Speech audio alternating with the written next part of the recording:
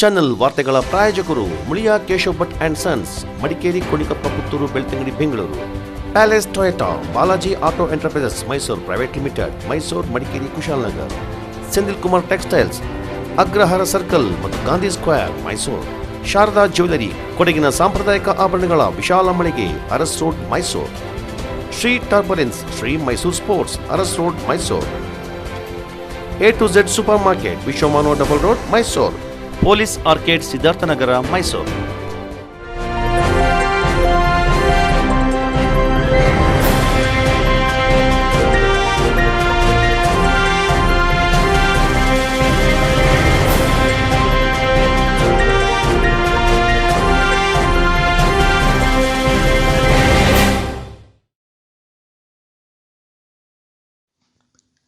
ಜಿಲ್ಲಾಡಳಿತ ಸೈನಿಕ ಕಲ್ಯಾಣ ಮತ್ತು ಪುನರ್ವಸತಿ ಇಲಾಖೆ ವತಿಯಿಂದ ಸಶಸ್ತ್ರ ಪಡೆಗಳ ಧ್ವಜ ದಿನಾಚರಣೆಯು ಮಂಗಳವಾರ ಜರುಗಿತು. ಮಡಿಕೇರಿ ನಗರದ ಜನರಲ್ ತಿಮ್ಮಯ್ಯ ಸ್ಮಾರಕ ಭವನದ ಆವರಣದಲ್ಲಿನ ಯುದ್ಧ ಸ್ಮಾರಕಕ್ಕೆ ಕರ್ನಲ್ ನಿವೃತ್ತ N Sharath Bhandari, air marshal ನಿವೃತ್ತ ಕೆಸಿ ಕಾರ್ಯಪ್ಪ, ಕರ್ನಲ್ ನಿವೃತ್ತ ಕಂಡ್ರತಂಡ ಸುಬ್ಬಯ್ಯ, ಮೇಜರ್ ನಿವೃತ್ತ Biddanda Nanjappa, colonel Chetan Diman, lieutenant colonel ನಿವೃತ್ತ ದೇವಯ್ಯ, ಸೈನಿಕ ಕಲ್ಯಾಣ ಮತ್ತು ಪುನರ್ವಸತಿ ಇಲಾಖೆಯ ಜಂಟಿ ನಿರ್ದೇಶಕರಾದ ಬಿಆರ್ ಶೆಟ್ಟಿ ಇತರರು ಪುಷ್ಪಗುಚ್ಛ ಸಮರ್ಪಿಸಿ ಗೌರವ ನಮನ ಸಲ್ಲಿಸಿದರು.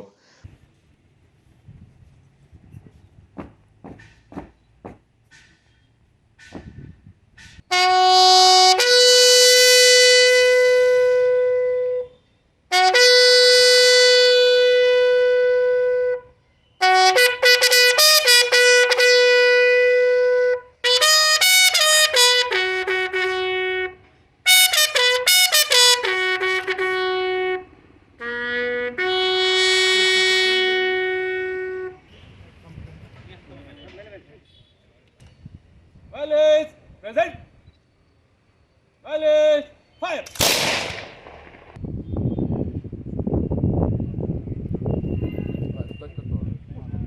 Valid, fire.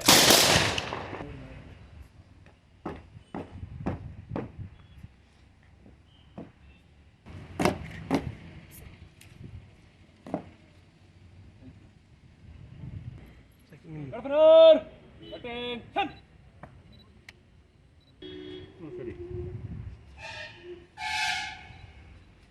ಪೊಲೀಸ್ ಇಲಾಖೆಯಿಂದ 3 ಸುತ್ತು ಕುಶಾಲ ತೋಪು ಹಾರಿಸಿ ಗೌರವ ವಂದನೆ ಸಲ್ಲಿಸಲಾಯಿತು. ಕರ್ನಲ್ ನಿವೃತ್ತ ಎನ್ ಶರತ್ ಭಂಡಾರಿ ಅವರು ಸಶಸ್ತ್ರ ಪಡೆಗಳ ಧ್ವಜ ಬಿಡುಗಡೆ ಮಾಡಿದರು. ಮುಖ್ಯ ಅತಿಥಿಗಳಾಗಿ ಪಾಲ್ಗೊಂಡು ಮಾತನಾಡಿದ ಕರ್ನಲ್ ನಿವೃತ್ತ ಎನ್ ಶರತ್ ಭಂಡಾರಿ ಅವರು, ಕೊಡಗು ನಾಡು ಭಾರತದಲ್ಲಿಯೇ ಹೆಚ್ಚಿನ ಸೇನಾಧಿಕಾರಿಗಳು ಹಾಗೂ ಸಿಬ್ಬಂದಿಗಳನ್ನು ನೀಡಿರುವ ಜಿಲ್ಲೆಯಾಗಿದೆ ಎಂದರು. ಸಶಸ್ತ್ರ ಪಡೆಗಳ ಧ್ವಜ ದಿನಾಚರಣೆ ಸಂದರ್ಭದಲ್ಲಿ ಸಂಗ್ರಹವಾದ ನಿಧಿಯಿಂದ ಮಾಜಿ ಸೈನಿಕರು ಮತ್ತು ಇತರೆ ಸೈನಿಕರಿಗೆ ಪುನರ್ವಸತಿ ಕಲ್ಪಿಸುವಲ್ಲಿ ಸಹಕಾರಿಯಾಗಲಿದೆ ಎಂದು ಶರತ್ ಭಂಡಾರಿ ಹೇಳಿದರು. ರಾಷ್ಟ್ರದಲ್ಲಿ 32 ಸೈನಿಕ ಕಲ್ಯಾಣ ರಾಜ್ಯ ಮಂಡಳಿ ಹಾಗೂ 372 ಜಿಲ್ಲಾ ಸೈನಿಕ ಕಲ್ಯಾಣ ಮಂಡಳಿ ಇದ್ದು, ಸೈನಿಕರ ಕಲ್ಯಾಣಕ್ಕಾಗಿ ಮಂಡಳಿ ಶ್ರಮಿಸ್ತಾ ಇದೆ ಎಂದು ಹೇಳಿದರು. ಮಾಜಿ ಸೈನಿಕರು, ಪೊಲೀಸ್ ಸಿಬ್ಬಂದಿಗಳು ಈ ಸಂದರ್ಭ ಹಾಜರಿದ್ದರು. ಗ್ರಾಮ ಪಂಚಾಯಿತಿ ಸದಸ್ಯನ ಮೇಲೆ ಗುಂಡು ಹಾರಿಸಿದ ಆರೋಪದಡಿ ಚಟ್ಟಳ್ಳಿ ಕಾಂಗ್ರೆಸ್ ವಲಯಾಧ್ಯಕ್ಷ ಪಪ್ಪು ತಿಮ್ಮಯ್ಯ ಸೇರಿದಂತೆ 4 ವಿರುದ್ಧ ಮಡಿಕೇರಿ ಗ್ರಾಮಾಂತರ ಠಾಣೆಯಲ್ಲಿ ಪ್ರಕರಣ ದಾಖಲಾಗಿದೆ. ಚಟ್ಟಳ್ಳಿ ಗ್ರಾಮ ಪಂಚಾಯಿತಿ ಸದಸ್ಯ ಕಂಠಿ ಕಾರ್ಯಪ್ಪ ಅವರು ನೀಡಿದ ದೂರಿನ ಹಿನ್ನೆಲೆ ಪಪ್ಪು ತಿಮ್ಮಯ್ಯ ಅವರನ್ನು ಪೊಲೀಸರು ಬಂಧಿಸಿದ್ದಾರೆ. ಭಾನುವಾರ ರಾತ್ರಿ ಮಡಿಕೇರಿಯಲ್ಲಿ ವಿವಾಹ ಸಮಾರಂಭ ಮುಗಿಸಿ ತಾನು ಹಾಗೂ ಪತ್ನಿ ಚಟ್ಟಳ್ಳಿ ಕಡೆಗೆ ಪ್ರಯಾಣ ಬೆಳೆಸಿದಾಗ ಕಾರಿನಲ್ಲಿ ಬಂದ ಪಪ್ಪು ತಿಮ್ಮಯ್ಯ ಗುಂಡು ಹಾರಿಸಿದ್ದಾರೆಂದು ಕಂಠಿ ಕಾರ್ಯಪ್ಪ ಆರೋಪಿಸಿದ್ದಾರೆ.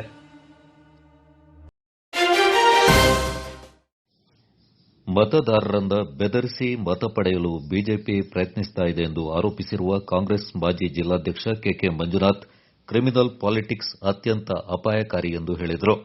ಮಡಿಕೇರಿಯಲ್ಲಿ ಸುದ್ದಿಗೋಷ್ಠಿಯಲ್ಲಿ ಮಾತನಾಡಿದ ಅವರು, ಕಾಂಗ್ರೆಸ್ ಎಂಎಲ್ಸಿ ಅಭ್ಯರ್ಥಿ ಮಂಥರ್ಗೌಡ ಪರ ಮತದಾರರ ಒಲವಿದ್ದು, ಇದರಿಂದ ಘಾಸಿಗೊಳಗಾದ ಬಿಜೆಪಿ ಅನ್ಯ ಮಾರ್ಗದಿಂದ ಮತ ಪಡೆಯುವ ಹುನ್ನಾರ ನಡೆಸ್ತಾ ಇದೆ. ಎಲ್ಲರೂ ಬಿಜೆಪಿಗೆ ಮತ ನೀಡಬೇಕು. ಯಾರಿಗೆ ಮತ ನೀಡಿದ್ದೆಂದು ಟ್ರೇಸ್ ಮಾಡಿ ತಿಳಿದುಕೊಳ್ಳುತ್ತೇವೆ. ಮತ ಹಾಕದಿದ್ದರೆ ಸುಮ್ಮನೆ ಬಿಡೋದಿಲ್ಲ ಅಂತ ಬೆದರಿಕೆ ಹಾಕಲಾಗ್ತಾ ಇದೆ. ಜಿಲ್ಲಾಧಿಕಾರಿಗಳು ಇದನ್ನು ಗಂಭೀರವಾಗಿ ಪರಿಗಣಿಸಿ ಕಾನೂನುಬಾಹಿರ ಕೃತ್ಯಗಳನ್ನು ಬಹಿರಂಗಗೊಳಿಸಿ ಮತದಾರರಿಗೆ ಧೈರ್ಯ ತುಂಬ ಕೆಲಸ ಮಾಡಬೇಕೆಂದರು. ಚುನಾವಣೆಯ ದಿನ ಅಭ್ಯರ್ಥಿಯ ಕಾನೂನು ಸಲಹೆಗಾರ ಚುನಾವಣಾ ಕೊಠಡಿಯೊಳಗೆ ಮತದಾರರಿಗೆ ಸನ್ನೆ ಮೂಲಕ ಗಾಬರಿ ಉಂಟುಮಾಡುವ ಸಾಧ್ಯತೆಯಿದ್ದು, ಮತಗಟ್ಟೆಯಿಂದ 100 ಮೀಟರ್ ದೂರದಲ್ಲಿರಲು ಅಭ್ಯರ್ಥಿ ಅಥವಾ ಅಭ್ಯರ್ಥಿಯ ಕಾನೂನು ಸಲಹೆಗಾರರನ್ನು ಹೊರತುಪಡಿಸಿ ಉಳಿದವರಿಗೆ ಅವಕಾಶ ನೀಡಬಾರದು. ಮತಗಟ್ಟೆಯೊಳಗೆ ಮೊಬೈಲ್ ನಿರ್ಬಂಧಿಸಬೇಕೆಂದರು. ಕ್ರಿಮಿನಲ್ ಪಾಲಿಟಿಕ್ಸ್ ಅತ್ಯಂತ ಅಪಾಯಕಾರಿ ಎಂದು ಬಿಜೆಪಿಗೆ ತಿರುಗೇಟು ನೀಡಿರುವ ಮಂಜುನಾಥ್, ಮಂಥರ್ಗೌಡ ಮೇಲೆ ಕೊಲೆ ಆರೋಪ ಇಲ್ಲ, ಅವರು ಗೋಮಾಂಸ ಮಾರಾಟ ಮಾಡಿಲ್ಲ, ರೌಡಿಸಂ ಹಿನ್ನೆಲೆ ಉಳ್ಳವರು ಅಲ್ಲ ಅಂತ ವ್ಯಂಗ್ಯವಾಡಿದರು. ಸುಸಂಸ್ಕೃತ, ವಿದ್ಯಾವಂತ ಹಾಗೂ ಜನಪರ ಕಾಳಜಿ ಇರುವ ಮಂಥರ್ಗೌಡ ಅವರಿಗೆ ಮತ ನೀಡುವಂತೆ ಮನವಿ ಮಾಡಿದರು. ಮಾಡಿ ಬಂದಂಥವರು 5 ವರ್ಷಗಳು ರಾಮನಾಥಪುರ ಜಿಲ್ಲಾ ಪಂಚಾಯತ್ ಕ್ಷೇತ್ರದಲ್ಲಿ ಅವರು ಕ್ಯಾಂಡಿಡೇಟ್ ಆಗಿ ಪೂರ್ಣ 5 ವರ್ಷಗಳು ಆ ಜನರ ಮಧ್ಯೆ ಜನರ ಜೊತೆಯಲ್ಲೇ ಅವರು ರಾಜಕಾರಣವನ್ನು ಸೇವೆಯನ್ನು ಮಾಡಿಕೊಂಡು ಬಂದಂಥವರು. ಅವರು ಎಲ್ಲಿ ಆಯ್ಕೆ ಆಗ್ತಾರೋ ಅದರ ಪರತೆಯನ್ನು ಅವರ ಒಂದು ವೃತ್ತಿ ಧರ್ಮವನ್ನು ಅವರು ಇಟ್ಕೊಂಡು ಒಂದು ಒಳ್ಳೆಯ ರೀತಿಯಲ್ಲಿ ರಾಜಕಾರಣವನ್ನು ಮಾಡುವಂಥ, ಜನಸೇವೆಯನ್ನು ಮಾಡುವಂಥ ಅಭ್ಯರ್ಥಿಯಾಗಿದ್ದಾರೆ. ಅದೇ ರೀತಿಯಲ್ಲಿ ಈ ನಮ್ಮ ಕೊಡಗು ಜಿಲ್ಲೆಯ ಮೊಮ್ಮಗ ಮತ್ತು ನಮ್ಮೂರಿನ ಮಗ ಅವರು ನಮ್ಮ ನಾರ್ತ್ ಕೂರ್ಗ್ನ ಮೊಮ್ಮಗ, ಸೌತ್ ಕೂರ್ಗ್ನ ಅಳಿಯ, ಹಾಗೆಯೇ ಒಬ್ಬರು ಸುಸಂಸ್ಕೃತ ವ್ಯಕ್ತಿ ಮತ್ತು ವೃತ್ತಿಯಲ್ಲಿ ಅವರು ಹಾಸ್ಪಿಟಲನ್ನು ಅರ್ಕಲ್ಗೋಡ್ನಲ್ಲಿ ತೆರೆದು ಸುಮಾರು ಅವರ 22ನೇ ವಯಸ್ಸಿನಿಂದ ಡಾಕ್ಟ್ರಾಗಿ ಕೆಲಸ ಮಾಡಿದಂಥವರು, ಅಸಿಸ್ಟೆಂಟ್ ಪ್ರೊಫೆಸರಾಗಿ ಕೆಲಸ ಮಾಡಿದಂಥವರು ಕಿಮ್ಸ್ ಆಸ್ಪತ್ರೆಯಲ್ಲಿ, ಮತ್ತು ರಾಜಕೀಯ ಹಿನ್ನೆಲೆಯನ್ನು ಉಳ್ಳಂಥವರು. ಇವರು ನಮ್ಮ ಜಿಲ್ಲೆಯ ಸ್ಥಳೀಯ ಉತ್ತಮವಾದಂಥ ಅಭ್ಯರ್ಥಿ ಇವರು. ಹಾಗಾಗಿ ಇವರಿಗೆ ಬೆಂಬಲಿಸೋದ್ರ ಮೂಲಕ ನಾವು ಒಂದು ಸೇವಾ ಸಮಾಜವನ್ನು ಮಾಡಲಿಕ್ಕೆ ಸಾಧ್ಯ ಆಗ್ತದೆ. ಇದು ಎಲ್ಲೂ ಕೂಡ ರಾಜಕಾರಣದಲ್ಲಿ ಕ್ರಿಮಿನಲ್ ಪೊಲಿಟಿಕ್ಸ್ ಆಗಬಾರ್ದು. Criminal politics is more dangerous to the society. ಯಾವತ್ತೂ ಕೂಡ ಇದು ಗೂಂಡಾ ಸಮಾಜ ಆಗಬಾರ್ದು, ಇದು ಸೇವಾ ಸಮಾಜ ಆಗಬೇಕು ಅಂತ ಹೇಳಿದ್ರೆ ನಮ್ಮ ಅಭ್ಯರ್ಥಿಗೆ ಮತವನ್ನು ಕೊಟ್ಟು ಗೆಲ್ಲಿಸಬೇಕು ಅಂಥೇಳಿ ಈ ಮೂಲಕ ನಾವು ಕೋರ್ಕೊಳ್ತೇವೆ. ನಮ್ಮ ಅಭ್ಯರ್ಥಿಯ ಹಿನ್ನೆಲೆಯನ್ನು ನೋಡಿದ್ರೆ ಅವರು ಎಲ್ಲೂ ಕೂಡ ವಾಮ ಮಾರ್ಗದಲ್ಲಿ ಅವರು ವ್ಯವಹಾರವನ್ನು ಮಾಡಲಿಲ್ಲ, ಕಾಳಸಂತೆಯ ದಂಧೆಯನ್ನು ಮಾಡಲಿಲ್ಲ, ಯಾವುದೇ ಮರವನ್ನು ಕದ್ದು ಹೊಡೆಯೋದಾಗಲಿ, ಮಾಂಸವನ್ನು ಮಾರಾಟ ಮಾಡೋದಾಗಲಿ, ದನ ಮಾಂಸವನ್ನು ಇವರು ಮಾಡಲಿಲ್ಲ. ಇವರಿಗೆ ಯಾವುದೇ ಆದ ರೌಡಿಸಮ್ನ ಹಣೆಪಟ್ಟಿ ಇವ್ರಿಗಿಲ್ಲ, ಇವರಿಗೆ ಕೊಲೆ ಆರೋಪ ಇಲ್ಲ ಇವ್ರ ಮೇಲೆ. ಇವರು ಒಂದು ಸುಸಂಸ್ಕೃತವಾದಂಥ ಅಭ್ಯರ್ಥಿ, ವಿದ್ಯಾವಂತರು ಮತ್ತು ಈ ಜಿಲ್ಲೆಯ ಮಗ, ಮೊಮ್ಮಗ ಅನ್ನುವಂಥದ್ದನ್ನು ನಾವು ನೆನಪಿಸ್ಕೊಳ್ಬೇಕಾಗ್ತದೆ. ಅವ್ರ ತಂದೆಯವರು ಸುಮಾರು 5 ಬಾರಿ ಒಕ್ಕಲಿಗರ ಸಂಘದಿಂದ ಕೊಡಗು ಜಿಲ್ಲೆಯಿಂದ ಗೆದ್ದು ಹೋದಂಥವ್ರು. ಮಾಧ್ಯಮ ಸಂವಹನ ವಕ್ತಾರ ರಮಾನಾಥ್ ಮಾತನಾಡಿ, ಚುನಾವಣೆಯಲ್ಲಿ ಪ್ರತಿ ಪಂಚಾಯತ್ನಿಂದ ಯಾವ ಅಭ್ಯರ್ಥಿಗೆ ಎಷ್ಟು ಮತ ದೊರೆತಿದೆ ಎಂಬ ಬಗ್ಗೆ ಮಾಹಿತಿ ಲಭಿಸೋದಿಲ್ಲ. ಆದರೆ ಮತದಾರರಿಗೆ ಬಿಜೆಪಿಯವರು ತಪ್ಪು ಮಾಹಿತಿ ನೀಡ್ತಾ ಇದ್ದಾರೆ. ಯಾರಿಗೆ ಮತ ಹಾಕಿದ್ದಾರೆಂದು ತಿಳಿಯಲಿದೆ ಎನ್ನುವ ಮೂಲಕ ಮತದಾರರಲ್ಲಿ ಭಯ ಹುಟ್ಟಿಸುವ ಕೆಲಸ ಮಾಡ್ತಾ ಇದ್ದಾರೆ. ತಮ್ಮ ನೆಚ್ಚಿನ ಅಭ್ಯರ್ಥಿಗೆ ಮತ ಹಾಕಲು ಯಾವುದೇ ಅಡ್ಡಿ ಇಲ್ಲ.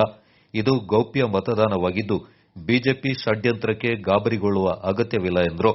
ಹೆಮ್ಮೆ ಅನ್ನಿಸಿಕೊಳ್ಳುವಂಥ ದಿವಂಗತ ಎ.ಕೆ. ಸುಬ್ಬಯ್ಯನವರು ನಮ್ಮೊಂದಿಗೆ ಇವತ್ತಿಗೂ ನಮ್ಮ ಹಿತೈಷಿಗಳಾಗಿ ನಮ್ಮ ಜಿಲ್ಲೆಯ ಹೆಮ್ಮೆಯಾಗಿರುವಂಥ ಎಂ.ಸಿ. ನಾಣಯ್ಯನಂತವರು ಪ್ರತಿನಿಧಿಸಿರುವಂಥ ಜಿಲ್ಲೆ ಇದು ವಿಧಾನ ಪರಿಷತ್ತಿನಲ್ಲಿ. ಅದಲ್ಲದೆ ಅತ್ಯಂತ ಸ್ವಚ್ಛ ವ್ಯಕ್ತಿತ್ವವುಳ್ಳವರು, ಅತ್ಯಂತ ರೋಚಕವಾದಂಥ ಸಂದರ್ಭಗಳಲ್ಲಿ ನಮ್ಮ ಜಿಲ್ಲೆಯನ್ನು ಪ್ರತಿನಿಧಿಸಿದ್ದಾರೆ. ಸನ್ಮಾನ್ಯ ಸಿ.ಎಸ್. ಅರುಣಮಾಚಯ್ಯನವರು ಪಕ್ಷಾತೀತವಾಗಿ ಅವತ್ತವರು ಆಯ್ಕೆ ಆದಂಥವರು. ಕೊಡಗಿನ ಪ್ರಜ್ಞಾವಂತ ಜನ ಅವ್ರನ್ನ ಆಯ್ಕೆ ಮಾಡಿದರು.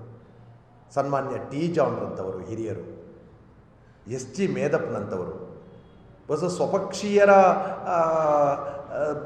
ವಿರೋಧದ ನಡುವೆಯೂ ಕೂಡ ಆಯ್ಕೆಯಾದಂಥ ಹೆಮ್ಮೆ ಇದೆ. ಎನ್ ಸೋಮಯ್ಯನಂಥವರು. ನಾನು ಈ ವ್ಯಕ್ತಿತ್ವಗಳನ್ನು ಉದ್ದೇಶಪೂರ್ವಕವಾಗಿ ಹೇಳ್ತಾ ಇದ್ದೇನೆ. ಯಾಕೆಂದರೆ ಅತ್ಯಂತ ಸ್ವಚ್ಛ ಮತ್ತು ಜ್ಞಾನ ಇರುವಂಥ ವ್ಯಕ್ತಿತ್ವದವರು ನಮ್ಮ ಕೊಡಗು ಜಿಲ್ಲೆಯನ್ನು ಕರ್ನಾಟಕ ರಾಜ್ಯ ವಿಧಾನ ಪರಿಷತ್ತಿನಲ್ಲಿ ಪ್ರತಿನಿಧಿಸಿದ್ದಾರೆ ಅಂತ ಹೇಳುವಾಗ, ಮತ್ತು ಇಂಥವರನ್ನು ಕೊಡಗು ಜಿಲ್ಲೆಯವರು ಆಯ್ಕೆನೂ ಮಾಡಿದ್ದಾರೆ. ಇದರಿಂದ ನಮಗೇನು ಅನ್ನಿಸ್ತದೆ ಅಂದರೆ, ಕೊಡಗಿನ ಜನ ಜ್ಞಾನಕ್ಕೆ ಬೆಲೆ ಕೊಡ್ತಾರೆ, ಸಚ್ಚಾರಿತ್ರಕ್ಕೆ ಬೆಲೆ ಕೊಡ್ತಾರೆ, ಕೊಡಗಿನ ಅಭಿವೃದ್ಧಿಯ ಬಗ್ಗೆ ಇರುವಂಥ ಒಂದು ದೃಷ್ಟಿಕೋನದಿಂದ ಜನರನ್ನು ಆಯ್ಕೆ ಮಾಡ್ತಾರೆ ಅನ್ನುವಂಥದ್ದು ನಮ್ಮ ಇತಿಹಾಸ ಹೇಳ್ತದೆ. ಸೊ ಈ ಬಾರಿ ನಮ್ಮ ಮುಂದಿರುವಂಥ ವಿಧಾನ ಪರಿಷತ್ ಚುನಾವಣೆಯಲ್ಲಿ ನಮ್ಮ ಅಭ್ಯರ್ಥಿ ಡಾಕ್ಟರ್ ಮಂತರಗೌಡ ಅವರು ನಿಜಕ್ಕೂ ಒಬ್ಬ ವಿದ್ಯಾವಂತ, ಅತ್ಯಂತ ಉತ್ಸಾಹಿ ಯುವಕ ಆಗಿದ್ದಾರೆ. ಮತ್ತು ಇದೆಲ್ಲದರ ಹೊರತಾಗಿ ಕೊಡಗು ಜಿಲ್ಲೆಯ ಅಭಿವೃದ್ಧಿಯ ಬಗ್ಗೆ ಅವರದ್ದೇ ಆದಂಥ ಯೋಚನೆ ಮತ್ತು ಯೋಜನೆಗಳಿದೆ. ನಾವು ಕೊಡಗು ಜಿಲ್ಲೆಯನ್ನು ನಮ್ಮ ಪ್ರಕೃತಿ ವಿಕೋಪದಂಥ ಸಂದರ್ಭಗಳಲ್ಲಿ ಇರುವಂಥ ಸಂತ್ರಸ್ತರಿಗೆ ಇನ್ನೂ ಪರಿಹಾರ ಸಿಗಬೇಕು ಅನ್ನೋದನ್ನು ಅವರು ಈಗಾಗಲೇ ಮನಗಂಡಿದ್ದಾರೆ. ಒಂದು ಗುಡ್ಡಗಾಡು ಜಿಲ್ಲೆ, ಇಡೀ ಕರ್ನಾಟಕ ರಾಜ್ಯದಿಂದ ವಿಭಿನ್ನವಾದಂಥ ಜಿಲ್ಲೆಯಾದಂಥ ಕೊಡಗಿಗೆ ಪ್ರತ್ಯೇಕವಾದಂಥ ರೀತಿಯ ಅನುದಾನಗಳು ನಮಗೆ ಸಿಗುವಂತಾಗಬೇಕು ಅಂತ ಹೇಳುವಂಥ ಕಲ್ಪನೆಯನ್ನು ಅವರು ಈಗಾಗಲೇ ಹೊಂದಿದ್ದಾರೆ. ಗೋಷ್ಠಿಯಲ್ಲಿ ಅಭ್ಯರ್ಥಿಯ ಕಾನೂನು ಸಲಹೆಗಾರ ಶ್ರೀಧರನ್ ನಾಯರ್, ಮಾಧ್ಯಮ ಸಂವಹನ ವಕ್ತಾರ ಅಬ್ದುಲ್ ಸಲಾಂ, ಅಲ್ಪಸಂಖ್ಯಾತ ಘಟಕದ ಜಿಲ್ಲಾಧ್ಯಕ್ಷ ಉಸ್ಮಾನ್, ಮಡಿಕೇರಿ ನಗರಾಧ್ಯಕ್ಷೆ ಫ್ಯಾನ್ಸಿ ಪಾರ್ವತಿ ಪಾಲ್ಗೊಂಡಿದ್ದರು. 2021ನೇ ಸಾಲಿನ ಕೊಡಗು ಜಿಲ್ಲಾ ಪೊಲೀಸ್ ವಾರ್ಷಿಕ ಕ್ರೀಡಾಕೂಟವನ್ನು ಖ್ಯಾತ ಅಂತಾರಾಷ್ಟ್ರೀಯ ಟೆನ್ನಿಸ್ ಆಟಗಾರರಾದ ರೋಹನ್ ಬೋಪಣ್ಣ ಅವರು ಮಂಗಳವಾರ ಬೆಳಿಗ್ಗೆ ಜಿಲ್ಲಾ ಪೊಲೀಸ್ ಕವಾಯತು ಮೈದಾನದಲ್ಲಿ ಉದ್ಘಾಟಿಸಿದರು.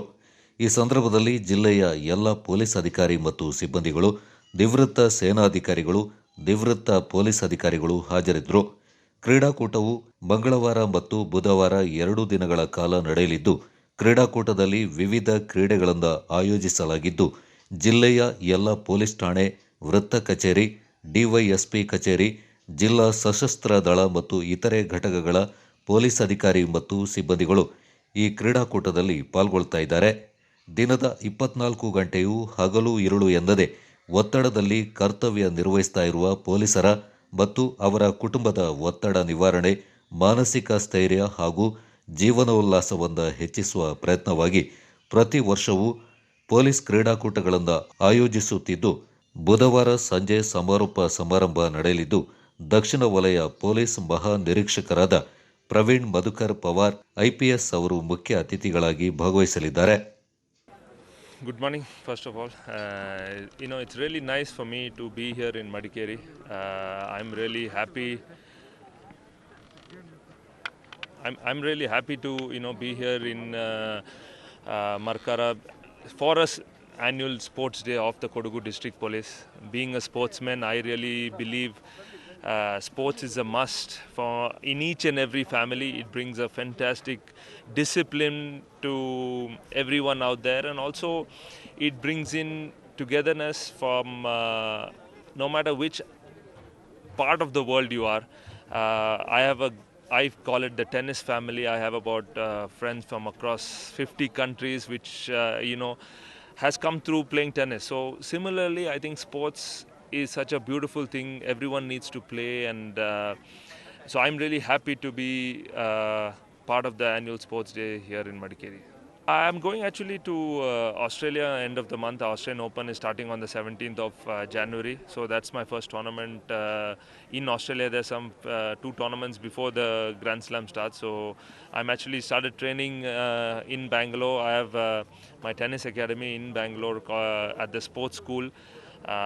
So the good part about having the tennis academy is that I get to train and also practice my training. So I'm really happy and looking forward to a 2022 season.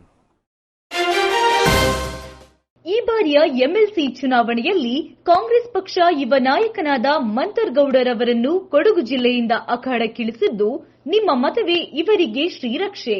ಮತ ನೀಡಿ ಗೆಲ್ಲಿಸಿ ಎಂದು ವಿನಂತಿಸಿಕೊಳ್ಳುತ್ತಿದ್ದಾರೆ ಮಾಜಿ ಕಾಂಗ್ರೆಸ್ ಜಿಲ್ಲಾಧ್ಯಕ್ಷ K K Manjunath Kumar. ಎಲ್ಲ ಮತದಾರ ಬಂಧುಗಳು ಮತ್ತು ಕೊಡಗಿನ ಜನತೆಗೆ ನನ್ನ ವಿನಂತಿ, ನಮ್ಮ ಕಾಂಗ್ರೆಸ್ ಪಕ್ಷದಿಂದ ಡಾಕ್ಟರ್ ವೃತ್ತಿಯಲ್ಲಿ ಪ್ರಖ್ಯಾತರಾಗಿರುವಂಥ ಮಂತರ್ಗೌಡ ಅವರು ಅಭ್ಯರ್ಥಿಯಾಗಿದ್ದಾರೆ. ಅವರಿಗೆ ಜಿಲ್ಲಾ ಪಂಚಾಯತ್ ಸದಸ್ಯರಾಗಿ ಮತ್ತು ಅವರ ತಂದೆಯವರು 3 ಬಾರಿ ಶಾಸಕರಾಗಿ, ಸಚಿವರಾಗಿ ಅವರು ರಾಜಕೀಯ ಅನುಭವವನ್ನು ಉಳ್ಳಂಥವರು. ಸೋಮವಾರಪೇಟೆ ಸಾಕಮ್ಮ ಅನ್ನುವಂಥ ಒಂದು ಹಿಸ್ಟಾರಿಕ್ ಕುಟುಂಬದ ಮೊಮ್ಮಗ ಇವರು ಮತ್ತು ನಾರ್ತ್ ಕೂರ್ಗ್ನ ಒಂದು ಮಗ. ಅವರ ಆಸ್ತಿ, ವ್ಯವಹಾರ, ಬದುಕಾಟ ಎಲ್ಲವೂ ಕೂಡ ಪಿತ್ರಾರ್ಜಿತವಾಗಿ ವಂಶಪಾರಂಪರವಾಗಿ ಇಟ್ಕೊಂಡಂಥ ನಮ್ಮ ಜಿಲ್ಲೆಯ ಒಬ್ಬ ಯುವಕ ಮತ್ತು ಸೌತ್ ಕೂರ್ಗ್ನ ಅಳಿಯ. ಇವರು ಒಂದು ಸೇವಾ ಮನೋಭಾವನೆಯನ್ನು ಉಳ್ಳಂಥವರು, ನಿಷ್ಕಳಂಕಿ, ಯಾವುದೇ ಆರೋಪಗಳು ಇತ್ಯಾದಿಗಳು ಇಲ್ಲದೆ ಪರಿಶುದ್ಧವಾಗಿ ರಾಜಕಾರಣವನ್ನು ಮಾಡುವಂಥವರು, ಜನರ ಮಧ್ಯೆ ಅವರ ಜೀವನವನ್ನು ಸೇವೆಯನ್ನು ಮಾಡುವಂಥವರು, ಜನರ ನೋವು ನಲಿವುಗಳನ್ನು ಅರ್ಥಕೊಂಡಂಥವರು. ಹಾಗಾಗಿ ನಮ್ಮ ಎಲ್ಲ ಒಂದು ಕೊಡಗಿನ ನಾಡಿ ಮಿಡಿತವನ್ನು ತಿಳ್ಕೊಂಡಂಥವರು. ಇವರಿಗೆ ತಮ್ಮ ಅತ್ಯಮೂಲ್ಯವಾದ ಮೊದಲ ಪ್ರಾಶಸ್ತ್ಯ ಮತವನ್ನು ಡಾಕ್ಟರ್ ಮಂತರಗೌಡ ಅವರ ಹೆಸರಿನ ಮುಂದೆ ಅವರು ಮತಗಟ್ಟೆಯಲ್ಲಿ ಕೊಟ್ಟಂಥ ಪೆನ್ನಿನ ಮೂಲಕ 1 ಎಂದು ಬರೆದು ಒಂದು ಗೆರೆಯನ್ನು ಮಾತ್ರ ಎಳಿಬೇಕು, ಬೇರೆ ಯಾವುದೇ ಸೂಚನೆಯನ್ನು ಆ ಮತಪತ್ರದಲ್ಲಿ ಬಿಡಬಾರ್ದು. ಅದಾದಲ್ಲಿ ಕುಲಗೆಟ್ಟ ಮತ ಆಗ್ತದೆ.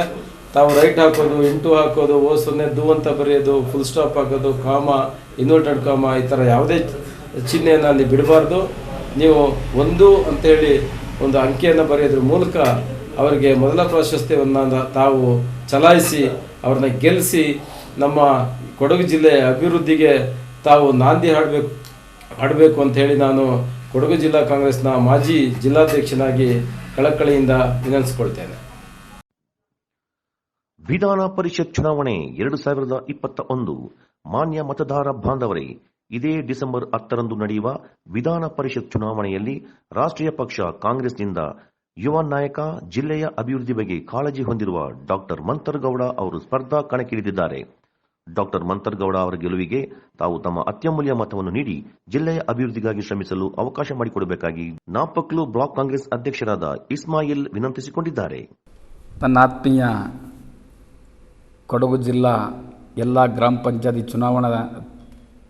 ಚುನಾವಣೆಯಲ್ಲಿ ಗೆದ್ದಂತಹ ಸರ್ವಪಕ್ಷದ ಸದಸ್ಯರುಗಳ ಹತ್ರ ಕೈ ಮುಗಿದು ಬೇಡಿಕೊಳ್ಳುವುದೇನೆಂದರೆ, ನಮ್ಮ ಕೊಡಗು ಜಿಲ್ಲೆಗೆ ಹೊಸದಾಗಿ ಒಂದು ಹುರುಪು ತಂದಿರುವಂತಹ ವಿಧಾನ ಪರಿಷತ್ ಚುನಾವಣೆ ಅಭ್ಯರ್ಥಿ ಡಾಕ್ಟರ್ ಮಂತರಗೌಡರಿಗೆ ತಾವುಗಳು ಓಟ್ ಹಾಕಬೇಕು. ಕಾರಣ ನಮ್ಮ 104 ಪಂಚಾಯತ್ಗಳ ಓಡಾಟ ಖಂಡಿತ ಇರುತ್ತದೆ. ಅವ್ರನ್ನ ಗೆಲ್ಲಿಸಿ ಬಂದದ್ದೇ ಆದರೆ ನಮ್ಮ ಎಲ್ಲ ಮೂಲೆಗಳ ಪಂಚಾಯತಿಯಲ್ಲಿ ಬಂದು ಅವರು ನಿಮಗಳ ಕಾರ್ಯಗಳನ್ನು ನೆರವೇರಿಸಿಕೊಡ್ತಾರೆ ಅಂತ ಭರವಸೆ ಇದೆ. ಆದ್ದರಿಂದ ಏನೇ ಮುಲಾಜಿಲ್ಲದೆ ಅವರ 2ನೇ ನಂಬರ್ ಮಂತರಗೌಡರ ಎದುರುಗಡೆ 1 ಅಂತ ಬರೆದವರೆಗೆ ಮತವನ್ನು ಕೊಟ್ಟು ಅವರನ್ನು ಜಯಶೀಲರು ಮಾಡಬೇಕು ಅಂತ ಸರ್ವ ಸದಸ್ಯರಲ್ಲಿ ನಾನು ವಿನಂತಿ ಮಾಡಿಕೊಳ್ತೇನೆ. ವಿಧಾನ ಪರಿಷತ್ ಚುನಾವಣೆ 2021 ಮಾನ್ಯ ಮತದಾರ ಬಾಂಧವರೇ, ಇದೇ ಡಿಸೆಂಬರ್ 10ರಂದು ನಡೆಯುವ ವಿಧಾನ ಪರಿಷತ್ ಚುನಾವಣೆಯಲ್ಲಿ ರಾಷ್ಟ್ರೀಯ ಪಕ್ಷ ಕಾಂಗ್ರೆಸ್ನಿಂದ ಯುವ ನಾಯಕ, ಜಿಲ್ಲೆಯ ಅಭಿವೃದ್ಧಿ ಬಗ್ಗೆ ಕಾಳಜಿ ಹೊಂದಿರುವ ಡಾಕ್ಟರ್ ಮಂತರಗೌಡ ಅವರು ಸ್ಪರ್ಧಾ ಕಣಕ್ಕಿಳಿದಿದ್ದಾರೆ. ಡಾಕ್ಟರ್ ಮಂತರಗೌಡ ಅವರ ಗೆಲುವಿಗೆ ತಾವು ತಮ್ಮ ಅತ್ಯಮೂಲ್ಯ ಮತವನ್ನು ನೀಡಿ ಜಿಲ್ಲೆಯ ಅಭಿವೃದ್ಧಿಗಾಗಿ ಶ್ರಮಿಸಲು ಅವಕಾಶ ಮಾಡಿಕೊಡಬೇಕಾಗಿ ಜಿಲ್ಲೆಯ ಹಿರಿಯ ರಾಜಕಾರಣಿ, ಮಾಜಿ ಸಚಿವ, ಕಾಂಗ್ರೆಸ್ ಮುಖಂಡರಾದ BA ಜಿ ವಿಜಯ ಅವರು ಮನವಿ ಮಾಡಿದ್ದಾರೆ. ಕೊಡಗಿನಲ್ಲಿ ಗ್ರಾಮ ಪಂಚಾಯಿತಿಯ ಸದಸ್ಯರಾಗಿ ಆಯ್ಕೆಯಾಗಿರತಕ್ಕಂಥ ಸರ್ವ ಸದಸ್ಯರಲ್ಲಿ ನಾನು ಹೃದಯಪೂರ್ವಕವಾದ ನಮನಗಳನ್ನು ಅರ್ಪಿಸುತ್ತಾ ತಾವೆಲ್ಲರೂ ಕೂಡ ಮುಂದಿನ ವಿಧಾನ ಪರಿಷತ್ತಿನ ಚುನಾವಣೆಯಲ್ಲಿ ಕಾಂಗ್ರೆಸ್ ಅಭ್ಯರ್ಥಿಯಾಗಿರತಕ್ಕಂಥ ಒಬ್ಬ ಡಾಕ್ಟರಾಗಿ ಕೊಡಗಿನವರೇ ಆಗಿರೋದ್ರಿಂದ ಮತ್ತು ಕೊಡಗಿನ ಸಮಸ್ಯೆಗಳನ್ನು ಕೂಡ ಅರ್ಥ ಮಾಡಿಕೊಂಡು ನಿಷ್ಠರಾಗಿ ಪ್ರಬುದ್ಧತೆಯಿಂದ ಕೆಲಸ ಮಾಡ್ತಕ್ಕಂಥ ವ್ಯಕ್ತಿತ್ವವನ್ನು ಹೊಂದಿಕೊಂಡಿರ್ತಕ್ಕಂಥ ಮನ್ವಂತರ ಗೌಡರನ್ನು ನೀವು ಚುನಾಯಿಸಿ ಆರಿಸಿಕೊಳ್ಬೇಕಾಗಿ ನಿಮ್ಮ ಮತದಾನವನ್ನು ಅತ್ಯಂತ ಅಮೂಲ್ಯವಾದ ಮತದಾನ ಅವರಿಗೆ ಕೊಡಬೇಕೆಂದು ನಾನು ನಿಮ್ಮಲ್ಲಿ ಮನವಿ ಮಾಡಿಕೊಡ್ತೀನಿ. ನೀವೆಲ್ಲ ಅವರಿಗೆ ಆಶೀರ್ವಾದ ಮಾಡಬೇಕು, ಕಾಂಗ್ರೆಸ್ ಪಕ್ಷಕ್ಕೆ ಆಶೀರ್ವಾದ ಮಾಡೋಕ್ಕೆ ನಿಮ್ಮನ್ನು ಪ್ರಾರ್ಥಿಸುತ್ತಿದ್ದೇನೆ. ಈ ಬಾರಿಯ MLC ಚುನಾವಣೆಯಲ್ಲಿ ಕಾಂಗ್ರೆಸ್ ಪಕ್ಷ ಯುವ ನಾಯಕನಾದ ಮಂತರಗೌಡರವರನ್ನು ಕೊಡಗು ಜಿಲ್ಲೆಯಿಂದ ಅಖಾಡಕ್ಕಿಳಿಸಿದ್ದು ನಿಮ್ಮ ಮತವೇ ಇವರಿಗೆ ಶ್ರೀರಕ್ಷೆ. ಮತ ನೀಡಿ ಗೆಲ್ಲಿಸಿ ಎಂದು ವಿನಂತಿಸಿಕೊಳ್ಳುತ್ತಿದ್ದಾರೆ ಹಿರಿಯ ರಾಜಕಾರಣಿ ಹಾಗೂ MLC ಆಗಿರುವ ಶಾಂತಿಯಂಡ ವೀಣಾ ಅಚ್ಚಯ್ಯ. ಮಾನ್ಯ ಗ್ರಾಮ ಪಂಚಾಯಿತಿ ಚುನಾಯಿತ ಸದಸ್ಯರಲ್ಲಿ ನನ್ನ ಸವಿನಯ ಪ್ರಾರ್ಥನೆ. ಇದೇ ತಾರೀಕು 10ರಂದು ನಡೆಯುವಂತಹ ವಿಧಾನ ಪರಿಷತ್ ಚುನಾವಣೆಗೆ ಕಾಂಗ್ರೆಸ್ ಬೆಂಬಲಿತ ಅಭ್ಯರ್ಥಿಯಾದ ಡಾಕ್ಟರ್ ಮಂತರಗೌಡರನ್ನು ಗೆಲ್ಲಿಸಿಕೊಡಬೇಕು ಅಂತ ನಾನು ನಿಮ್ಮನ್ನು ವಿನಯಪೂರ್ವಕವಾಗಿ ಪ್ರಾರ್ಥನೆ ಮಾಡ್ತಾ ಇದ್ದೇನೆ. ವಿಧಾನ ಪರಿಷತ್ ಚುನಾವಣೆ 2021 ಮಾನ್ಯ ಮತದಾರ ಬಾಂಧವರೇ, ಇದೇ ಡಿಸೆಂಬರ್ 10ರಂದು ನಡೆಯುವ ವಿಧಾನ ಪರಿಷತ್ ಚುನಾವಣೆಯಲ್ಲಿ ರಾಷ್ಟ್ರೀಯ ಪಕ್ಷ ಕಾಂಗ್ರೆಸ್ನಿಂದ ಯುವ ನಾಯಕ, ಜಿಲ್ಲೆಯ ಅಭಿವೃದ್ಧಿ ಬಗ್ಗೆ ಕಾಳಜಿ ಹೊಂದಿರುವ ಡಾಕ್ಟರ್ ಮಂತರ್ಗೌಡ ಅವರು ಸ್ಪರ್ಧಾ ಕಣಕ್ಕಿಳಿದಿದ್ದಾರೆ. ಡಾಕ್ಟರ್ ಮಂತರ್ಗೌಡ ಅವರ ಗೆಲುವಿಗೆ ತಾವು ತಮ್ಮ ಅತ್ಯಮೂಲ್ಯ ಮತವನ್ನು ನೀಡಿ ಜಿಲ್ಲೆಯ ಅಭಿವೃದ್ಧಿಗಾಗಿ ಶ್ರಮಿಸಲು ಅವಕಾಶ ಮಾಡಿಕೊಡಬೇಕಾಗಿ ಜಿಲ್ಲಾ ಕಾಂಗ್ರೆಸ್ ಕಾರ್ಯಾಧ್ಯಕ್ಷ ಧರ್ಮಜ ಉತ್ತಪ್ಪ ವಿನಂತಿಸಿದ್ದಾರೆ. ನಾನು ಮತದಾರರಲ್ಲಿ ಮನವಿ, ಮಾನ್ಯ ಮತದಾರರೇ, ಈ ವಿಧಾನ ಪರಿಷತ್ ಸ್ಥಳೀಯ ಸಂಸ್ಥೆ ಚುನಾವಣೆಯಲ್ಲಿ ತಾವು ಭಾರಿ ಪ್ರಬುದ್ಧವಾಗಿ ಕಾಂಗ್ರೆಸ್ ಪಕ್ಷದಲ್ಲೇ ಒಂದು ಉತ್ತಮವಾದ ಒಬ್ಬ ಅಭ್ಯರ್ಥಿಯನ್ನು ಡಾಕ್ಟರ್ ಮಂತರ್ಗೌಡರನ್ನು ನಾವು ಕಾಂಗ್ರೆಸ್ ಪಕ್ಷದಿಂದ ಇಳಿಸಿದ್ದೀವಿ. ಆದ್ದರಿಂದ ಏನು ಇವತ್ತು ರಾಜಕೀಯ ಅಂತ ಹೇಳೋದು, ಇವತ್ತು ನೀವು ಚುನಾಯಿತರಾಗಿ ಬಂದಂಥ ಮತದಾರರು ಯಾವುದೇ ರಾಜಕೀಯ ಪಕ್ಷದ ನೇರವಾದ ಇದರಲ್ಲಿ ಗೆದ್ದು ಬಂದಿಲ್ಲ. ನಿಮ್ಮ ಒಂದು ಚಿಹ್ನೆ ಮೇಲೆ ಗೆದ್ದು ಬಂದಿದ್ದೀರಾ. ನಿಮಗೆ ಸ್ವಂತವಾದ ಅಭಿಪ್ರಾಯ ಇದೆ. ನಿಮ್ಮ ಒಬ್ಬ ಅಭ್ಯರ್ಥಿಯನ್ನು ಗೆಲ್ಲಿಸಿ ಕಳಿಸುವಂಥದ್ದು ಅದೊಂದು ತಾವೆಲ್ಲ ತಮ್ಮ ಮನಪೂರ್ವಕವಾಗಿ ನಿಮ್ಮ ಸ್ವಾತಂತ್ರ್ಯಕ್ಕೆ ಅನುಗುಣವಾಗಿ ಇವತ್ತು ನೀವು ಆರಿಸಿ ಕಳಿಸ್ಬೇಕಂತ ಹೇಳೋದು ನಾನು ನಿಮ್ಮಿಂದ ಮಾನ್ಯ ಮತದಾರ ಬಾಂಧವರಲ್ಲಿ ಕಳಕಳೇ ಮನವಿ ಮಾಡಿಕೊಂಡು ಇನ್ನೊಮ್ಮೆ ನಮ್ಮ ಡಾಕ್ಟರ್ ಮಂತ್ರಿಗಳನ್ನು ಗೆಲ್ಲಿಸಿ ಕಳಿಸ್ಬೇಕಂತ ನಾನು ವಿನಯಪೂರ್ವಕವಾಗಿ ನಿಮ್ಮನ್ನು ಕೋರಿಕೊಳ್ತಿದ್ದೇನೆ. ವಿಧಾನ ಪರಿಷತ್ ಚುನಾವಣೆ 2021 ಮಾನ್ಯ ಮತದಾರ ಬಾಂಧವರಲ್ಲಿ ವಿನಂತಿ. ಇದೇ ಡಿಸೆಂಬರ್ 10ರಂದು ನಡೆಯುವ ವಿಧಾನ ಪರಿಷತ್ ಚುನಾವಣೆಯಲ್ಲಿ ಭಾರತೀಯ ಜನತಾ ಪಕ್ಷದಿಂದ ಹಿರಿಯ ರಾಜಕಾರಣಿ, ಜಿಲ್ಲೆಯ ಸರ್ವತೋಮುಖ ಅಭಿವೃದ್ಧಿಗಾಗಿ ಶ್ರಮಿಸುತ್ತಿರುವ ಮಂಡೆಪಂಡ ಸುಜಾ ಕುಶಲಪ್ಪ ಅವರು ಸ್ಪರ್ಧಾ ಕಣದಲ್ಲಿದ್ದಾರೆ. ಮತದಾರ ಬಾಂಧವರೇ, ತಮ್ಮ ಅತ್ಯಮೂಲ್ಯ ಮತಗಳನ್ನು ಬಿಜೆಪಿಯ ಸುಜಾ ಕುಶಲಪ್ಪ ಅವರಿಗೆ ನೀಡುವುದರ ಮೂಲಕ ಜಿಲ್ಲೆಯ ಅಭಿವೃದ್ಧಿಗೆ ಶ್ರಮಿಸಲು ಅವಕಾಶ ನೀಡಬೇಕಾಗಿ ಬಿಜೆಪಿಯ ಜಿಲ್ಲಾಧ್ಯಕ್ಷ ರಾಬಿನ್ ದೇವಯ್ಯ ಮನವಿ ಮಾಡಿದ್ದಾರೆ. ಕೊಡಗಿನ ಜನತೆಯಲ್ಲಿ ಭಾರತೀಯ ಜನತಾ ಪಕ್ಷದ ಜಿಲ್ಲಾಧ್ಯಕ್ಷನಾಗಿ ಮನವಿಯನ್ನ ಮಾಡ್ತಾ ಇದ್ದೇನೆ. ಇವತ್ತು ಕೇಂದ್ರದಲ್ಲಿ ಭಾರತೀಯ ಜನತಾ ಪಕ್ಷ ನೇತೃತ್ವದ ಸರ್ಕಾರ ಇದೆ. ರಾಜ್ಯದಲ್ಲಿ ಭಾರತೀಯ ಜನತಾ ಪಕ್ಷದ ನೇತೃತ್ವದ ಸರ್ಕಾರ ಇದೆ. ಮೇಲಿಂದ ಕೆಳಗಿನವರೆಗೆ ಒಂದೇ ಹಂತದಲ್ಲಿ ಒಂದೇ ರೀತಿಯಲ್ಲಿ ಅಭಿವೃದ್ಧಿ ಆಗಬೇಕಾಗಿರೋ ಕಾರಣಕ್ಕೋಸ್ಕರ ಮತ್ತು ನಿಮ್ಮ ಎಲ್ಲ ಗ್ರಾಮ ಪಂಚಾಯಿತಿಗಳಿಂದ, ಗ್ರಾಮದಿಂದ ಹಿಡಿದು ಹಳ್ಳಿಯಿಂದ ಹಿಡಿದು ದಿಲ್ಲಿಯವರೆಗೆ ಅಭಿವೃದ್ಧಿ ಕೆಲಸ ಆಗಬೇಕಾಗಿರೋ ಕಾರಣಕ್ಕೋಸ್ಕರ ಈ ಬಾರಿ ವಿಧಾನ ಪರಿಷತ್ ಚುನಾವಣೆಯಲ್ಲಿ ಭಾರತೀಯ ಜನತಾ ಪಕ್ಷದ ಅಭ್ಯರ್ಥಿಯಾಗಿರ್ತಕ್ಕಂಥ ಸುಜಾ ಕುಶಾಲಪ್ಪನವರಿಗೆ ತಮ್ಮ ಅಮೂಲ್ಯವಾದ ಮತವನ್ನು ನೀಡಿ ಅವರನ್ನು ಜಯಶೀಲರಾಗಿ ಮಾಡಬೇಕು ಅಂತ ವಿನಂತಿಯನ್ನು ಮಾಡ್ತೇನೆ. ಮತ್ತು ಕಾಂಗ್ರೆಸ್ ಪಕ್ಷ ಇವತ್ತು ಹಲವಾರು ಅಪಪ್ರಚಾರಗಳನ್ನು ಮಾಡ್ತಾ ಇದೆ. ಅದಕ್ಕೆ ಯಾವುದಕ್ಕೂ ಕೊಡಗಿನ ಜನ ಕಿವಿಗೊಡೋದಿಲ್ಲ ಅಂತ ಹೇಳ್ತಕ್ಕಂತಹ ಆತ್ಮವಿಶ್ವಾಸ ನನ್ನಲ್ಲಿದೆ. ಮತ್ತು ನಿಮ್ಮನ್ನು ಕೂಡ ವಿನಂತಿಯನ್ನು ಮಾಡ್ತೇನೆ. ನಿಮ್ಮ ಗ್ರಾಮದ ಅಭಿವೃದ್ಧಿ ಆಗಬೇಕಾದರೆ ನಿಮ್ಮ ಗ್ರಾಮಗಳಲ್ಲಿ ಮತ್ತು ಎಲ್ಲ ಸೌಕರ್ಯಗಳು, ಮೂಲಭೂತ ಸೌಕರ್ಯಗಳನ್ನು ಒಳಗೊಂಡಂತೆ ಎಲ್ಲ ಸೌಕರ್ಯಗಳು ಸಿಗಬೇಕು ಅಂತಾದರೆ ಭಾರತೀಯ ಜನತಾ ಪಕ್ಷದ ಅಭ್ಯರ್ಥಿ ಸುಜಾ ಕುಶಾಲಪ್ಪನವ್ರಿಗೆ ಮತ ಕೊಡಬೇಕು. ಹಾಗೆಯೇ ಅವರು ಕೂಡ ಅಷ್ಟೇ. ನಿಮಗೆಲ್ಲ ಗೊತ್ತಿದೆ, ಭಾರತೀಯ ಜನತಾ ಪಕ್ಷದ ಲೋಕಸಭಾ ಸದಸ್ಯರಿರ್ಬೋದು, ವಿಧಾನಸಭೆ ಸದಸ್ಯರುಗಳಿರ್ಬೋದು, ವಿಧಾನ ಪರಿಷತ್ ಕೆಲಸವನ್ನು ಮಾಡಿರ್ತಕ್ಕಂಥವ್ರು ಇರ್ಬೋದು, ಜಿಲ್ಲಾ ಪಂಚಾಯತ್, ತಾಲೂಕ್ ಪಂಚಾಯತಿ ಸದಸ್ಯರುಗಳು ಕೆಲಸ ಮಾಡಿರ್ತಕ್ಕಂಥದ್ದು ತಾವೆಲ್ಲ ಗಮನಿಸಿದ್ದೀರಿ. ಇದೇ ರೀತಿ ಸುಜಾ ಕುಶಾಲಪ್ಪನವರು ಕೂಡ ಕೊಡಗಿನ ಮೂಲೆಗೂ ಎಲ್ಲ ಗ್ರಾಮಗಳಿಗೂ ಭೇಟಿಯನ್ನು ಕೊಟ್ಟು ಕೆಲಸ ಮಾಡ್ತಾರೆ ಅಂತ ಹೇಳ್ತಕ್ಕಂಥ ಆತ್ಮವಿಶ್ವಾಸ ನನಗಿದೆ.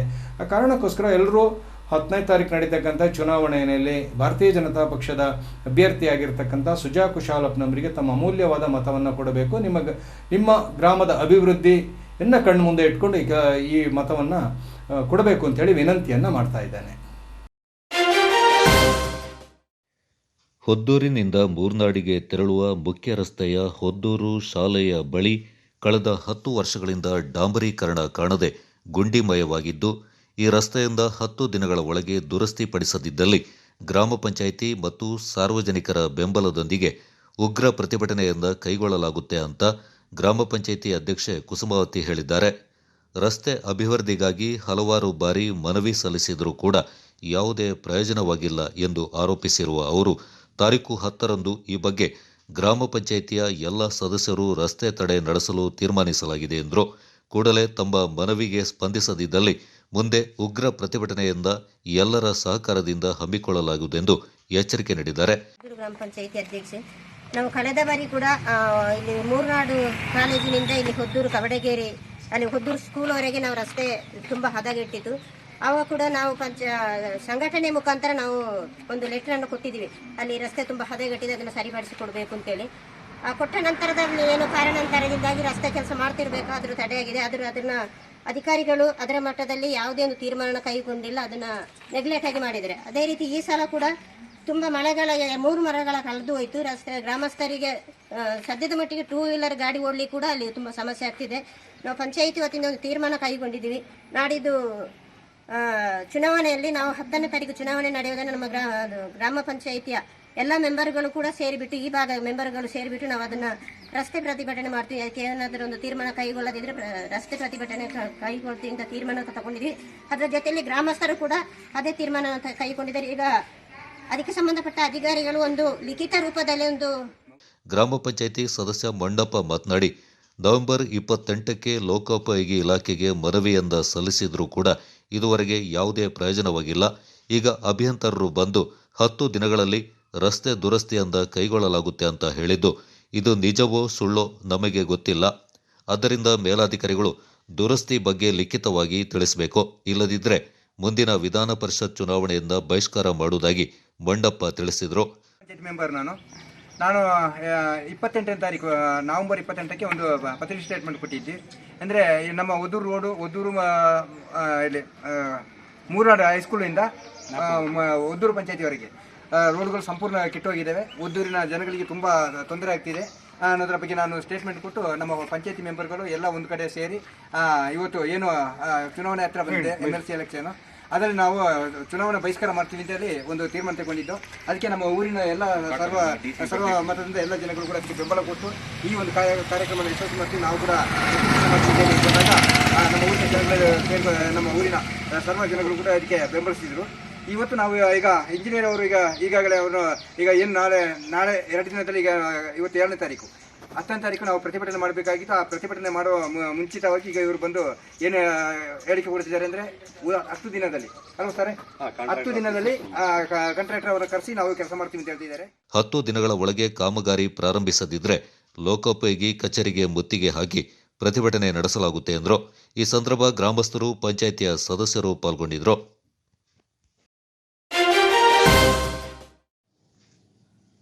ಕೊಡವ ಸಂಸ್ಕೃತಿ, ಪದ್ಧತಿ, ಪರಂಪರೆಯಿಂದ ಉಳಿಸುವ ನಿಟ್ಟಿನಲ್ಲಿ ಕೋವಿ ಪ್ರಮುಖ ಪಾತ್ರವನ್ನು ವಹಿಸ್ತಾ ಇದ್ದು, ಕೋವಿಯ ಹಕ್ಕನ್ನು ಹೊಂದಲು ಕಾನೂನುಬದ್ಧ ಹೋರಾಟ ನಡೀತಾ ಇದೆ ಎಂದು ರಾಜ್ಯ ಉಚ್ಚ ನ್ಯಾಯಾಲಯದ ಹಿರಿಯ ವಕೀಲ ಅಜ್ಜಿಕುಟ್ಟಿರ ಎಸ್ ಪೊನ್ನಣ್ಣ ಹೇಳಿದ್ದಾರೆ. ನೆಲಜಿ ಅಂಬಲ ಮಹಿಳಾ ಸಮಾಜದ ವತಿಯಿಂದ ಜಿಲ್ಲಾ ಮಟ್ಟದ ತೆಂಗಿನಕಾಯಿಗೆ ಗುಂಡು ಹೊಡೆಯುವ ಸ್ಪರ್ಧೆ ಹಾಗೂ ಹಗ್ಗ ಜಗ್ಗಾಟ ಕ್ರೀಡಾಕೂಟದ ಸಮಾರಂಭ ಉದ್ಘಾಟಿಸಿ ಅವರು ಮಾತನಾಡಿದರು. ಕೊಡಗಿನಲ್ಲಿ ಕೊಡವರು ಮತ್ತು ಇತರೆ ಕೊಡವ ಭಾಷಿಕರು, ಜಮ್ಮದವರು ಕೋವಿಯನ್ನ ಹೊಂದಿದ್ದು, ಇದು ಪುರಾತನ ಕಾಲದಿಂದಲೂ ನಡೆದು ಬಂದಿದ್ದು, ಇದೊಂದೇ ಸಂವಿಧಾನಾತ್ಮಕ ಹಕ್ಕು ಇದೆ ಎಂದರು. ಈ ವಿಷಯದ ಬಗ್ಗೆ ಈಗಾಗಲೇ ರಾಜ್ಯ ಉಚ್ಚ ನ್ಯಾಯಾಲಯದಲ್ಲಿ ತೀರ್ಪು ಕೂಡ ಪ್ರಕಟವಾಗಿದ್ದು, ತಮಗೆ ಮಾನ್ಯತೆ ದೊರಕಿದಂತಾಗಿದೆ ಎಂದರು. ಶಾಸನ ಅಂತ ಇರುತ್ತೆ, ಅದನ್ನ 2016 ಫಸ್ಟ್ ಟೈಮ್ ಪಬ್ಲಿಕ್ ಇಂಟ್ರೆಸ್ಟ್ ಲಿಟಿಗೇಷನ್ಗೆ ಪ್ರಶ್ನೆ ಮಾಡ್ತೀನಿ. ನಂತರ ಕೊಡಗರ ಮೂಲತಃ ಜನರೇ ಅಲ್ಲಿ ಪ್ರಶ್ನೆ ಮಾಡಿಸಿ, ಆ ಜನಾಂಗಕ್ಕೆ ಕೂಡ ಅಂತ ಹಕ್ಕಿಲ್ಲ. ಯಾರು ಪ್ರಶ್ನೆ ಮಾಡಿದ್ದೆ ಆ ಜನಾಂಗ ಕೂಡ ಜನ್ಮ ಇಡುವಳಿದಾರ ಹೆಂಗೂ ಕೂಡ ಹಕ್ಕಿಲ್ಲ. ಬಟ್ ಅವರು ನನ್ನ ವ್ಯಕ್ತಿ ಅದನ್ನ ಬರೀ ಇವರು ತೊಂದರೆ ಮಾಡೋ ದೃಷ್ಟಿಯಿಂದ ಇದನ್ನ ಪ್ರಶ್ನೆ ಮಾಡಿಸಿ ಅಕ್ಕ ಇದು ಹೋಯ್ತು. ಈಗ ಸೆಂಟ್ರಲ್ ಗೌರ್ಮೆಂಟ್ ಕನ್ಸಿಡರ್ ಮಾಡಿದ್ದೆಲ್ಲ ಮಾಡಿದ್ದು ಈಗ ಎಂತ ಆಯ್ತು ಅಂತ ಹೇಳಿ 2019 ನೋಟಿಫಿಕೇಶನ್ ನೋಡ್ತಿದ್ದು ಬರೀ 10 ಕಾಲಕ್ಕೆ ಮಾತ್ರ. ಈಗ ನನಗೆ ಕೊಡುವಂಥ ಎಕ್ಸಾಮ್ಸನ್ ಬರೀ 10 ಕಾಲಕ್ಕೆ ಮಾಡ್ತೀವಿ. ಆ 10 ಕಾಲಕ್ಕೆ ಮಾಡೋದನ್ನು ಕೂಡ ಪ್ರಶ್ನೆ ಮಾಡಿದ್ದು ಹಿಂಗೆ ಕೇಸ್ ಇಟ್ಟಲ್ಲಿ ನನ್ನ ಕೊಡವ ಸಮಾಜ ಬ್ಯಾಂಗ್ಳೂರು, ಇಲ್ಲಿ ಫೆಡರೇಷನ್ ಆಫ್ ಕೊಡವ ಸಮಾಜ, ನಗರ ಕೂರ್ಗ್ ನ್ಯಾಷನಲ್ ಕೌನ್ಸಿಲ್ CNC. ಶತಮಾನಗಳಿಂದ ಜನಾಂಗ ಹೊಂದಿರುವ ಹಕ್ಕನ್ನು ಕಸಿದುಕೊಳ್ಳಲು ಸಾಧ್ಯವಿಲ್ಲ. ಯುವ ಜನಾಂಗ ಕೊಡವ ಸಂಸ್ಕೃತಿ, ಆಚಾರ ವಿಚಾರಗಳನ್ನು ಪಾಲಿಸುವಂತೆ ಹಿರಿಯರು ಮಾರ್ಗದರ್ಶನ ನೀಡಬೇಕೆಂದರು. ಇಂತಹ ಕಾರ್ಯಕ್ರಮಗಳಿಂದ ನಮಗೆ ಕೋವಿ ಬಳಕೆಯ ಬಗ್ಗೆ ಎಲ್ಲರಿಗೂ ಅರಿವಾಗುತ್ತೆ ಎಂದರು. ಗ್ರಾಮೀಣ ಪ್ರದೇಶದಲ್ಲಿ ಇಂತಹ ಕಾರ್ಯಕ್ರಮವನ್ನು ಹಮ್ಮಿಕೊಂಡಿರುವ ಅಂಬಲ ಮಹಿಳಾ ಸಮಾಜದ ಪದಾಧಿಕಾರಿಗಳಿಗೆ ಅಭಿನಂದನೆ ಸಲ್ಲಿಸಿದರು. ಬಹುಮಾನ ವಿತರಣಾ ಸಮಾರಂಭದ ಅಧ್ಯಕ್ಷತೆಯನ್ನು ಅಂಬಲ ಮಹಿಳಾ ಸಮಾಜದ ಅಧ್ಯಕ್ಷೆ ಮಣವಟ್ಟಿರ ಕಮಲ ಬೆಳ್ಳೆಪ್ಪ ವಹಿಸಿದರು. ಮುಖ್ಯ ಅತಿಥಿಗಳಾಗಿ ಬಲ್ಲಮಾಟಿ ಗ್ರಾಮ ಪಂಚಾಯಿತಿ ಅಧ್ಯಕ್ಷ ಮಣವಟ್ಟಿರ ಹರೀಶ್, ಉಪಾಧ್ಯಕ್ಷೆ ಬಾಳೆಯಡ ದೀನಾ ಮಾಯಮ್ಮ, ಮುಖ್ಯ ಶಿಕ್ಷಕಿ ಕೋಟೇರ ಕಾಂತಿ ಸುರೇಶ್, ನೆಲಜಿ VSSN ಕಾರ್ಯನಿರ್ವಹಣಾಧಿಕಾರಿ ಬದ್ದಂಜಟ್ಟಿರ ಮುತ್ತಂಬ ದೇವಯ್ಯ, ಕಾಫಿ ಬೆಳಗಾರ್ತಿ ಚೇಕ್ಪುವಂಡ ತಾರಾ ಮಾಚಯ್ಯ, ಅಪ್ಪುಮಣಿಯಂಡ ಸನ್ನು ಸೋಮಣ್ಣ, ಅಲ್ಲಾರಂಡ ಪ್ರೀತು, ಚೇಕ್ಪುವಂಡ ಅಪ್ಪಚ್ಚು, ಅಪ್ಪುಮಣಿಯಂಡ ಡೈಸಿ ಸೋಮಣ್ಣ ಈ ಸಂದರ್ಭ ಪಾಲ್ಗೊಂಡಿದ್ದರು. ಕಾರ್ಯಕ್ರಮದಲ್ಲಿ ಮಕ್ಕಳ ನೃತ್ಯ ಗಮನ ಸೆಳೆಯಿತು. ಉತ್ತರ ಕೊಡಗಿನ ಅರೆಮಲೆನಾಡು ಹಾಗೂ ಬಯಲುಸೀಮೆ ಪ್ರದೇಶವಾದ ಹೆಬ್ಬಾಲೆ ಗ್ರಾಮದಲ್ಲಿ ಭಾನುವಾರ ರಾತ್ರಿ ಗ್ರಾಮದೇವತೆ ಶ್ರೀ ಬನಶಂಕರಿ ಅಮ್ಮನವರ ವಾರ್ಷಿಕ ಹಬ್ಬ ಶ್ರದ್ಧಾ ಭಕ್ತಿಯೊಂದಿಗೆ ವಿಜೃಂಭಣೆಯಿಂದ ನಡೆಯಿತು.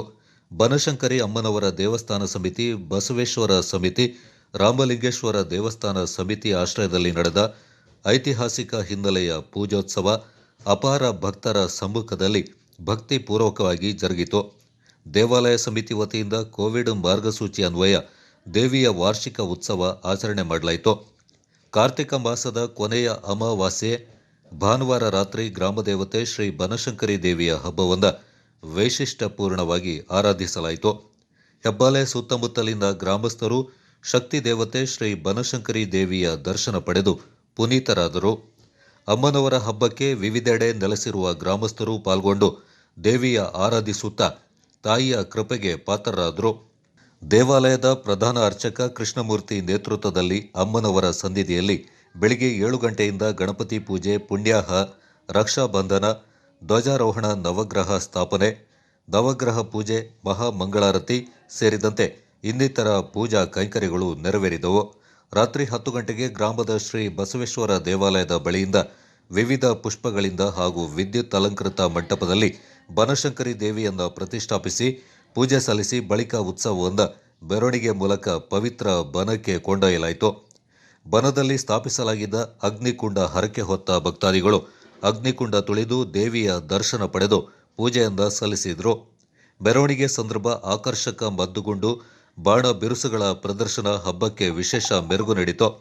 ಹಬ್ಬದ ಅಂಗವಾಗಿ ಗ್ರಾಮವನ್ನ ಹಸಿರು ತಳಿರು ತೋರಣಗಳಿಂದ ಹಾಗೂ ದೇವಸ್ಥಾನಗಳಿಂದ ವಿದ್ಯುತ್ ದೀಪಗಳಿಂದ ಸಿಂಗಾರ ಮಾಡಲಾಗಿತ್ತು. ಈ ಸಂದರ್ಭ ದೇವಸ್ಥಾನ ಸಮಿತಿ ಅಧ್ಯಕ್ಷ ಯಜಮಾನ್ ಬಸವರಾಜು ಹಾಗೂ ಕಾರ್ಯದರ್ಶಿ ರಾಜಪ್ಪ ಮತ್ತು ಸದಸ್ಯರು ಪಾಲ್ಗೊಂಡಿದ್ದರು.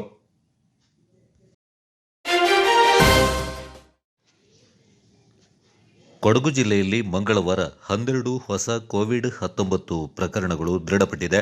ಮಡಿಕೇರಿ ತಾಲೂಕಿನಲ್ಲಿ 10, ವಿರಾಜಪೇಟೆ ತಾಲೂಕಿನಲ್ಲಿ 1 ಮತ್ತು ಸೋಮವಾರಪೇಟೆ ತಾಲೂಕಿನಲ್ಲಿ 1 ಹೊಸ ಕೋವಿಡ್-19 ಪ್ರಕರಣಗಳು ಕಂಡುಬಂದಿದೆ. ಜಿಲ್ಲೆಯಲ್ಲಿನ ಒಟ್ಟು ಕೋವಿಡ್-19 ಪ್ರಕರಣಗಳ ಸಂಖ್ಯೆ 35,518 ಆಗಿದ್ದು, ಒಟ್ಟು 34,979 ಮಂದಿ ಗುಣಮುಖರಾಗಿದ್ದಾರೆ. ಇದುವರೆಗೆ ಒಟ್ಟು 433 ಮರಣ ಪ್ರಕರಣಗಳು ವರದಿಯಾಗಿದೆ. 106 ಸಕ್ರಿಯ ಪ್ರಕರಣಗಳಿದ್ದು, ಕಳೆದ 24 ಗಂಟೆಗಳ ಅವಧಿಯಲ್ಲಿ ಸಾವುಂಟಾಗಿಲ್ಲ. ಜಿಲ್ಲೆಯಲ್ಲಿ ಕೋವಿಡ್ ಪಾಸಿಟಿವಿಟಿ ದರ 0.38 ಆಗಿದೆ ಎಂದು ಜಿಲ್ಲಾಧಿಕಾರಿ ಡಾಕ್ಟರ್ ಬಿಸಿ ಸತೀಶ್ ಅವರು ತಿಳಿಸಿದ್ದಾರೆ.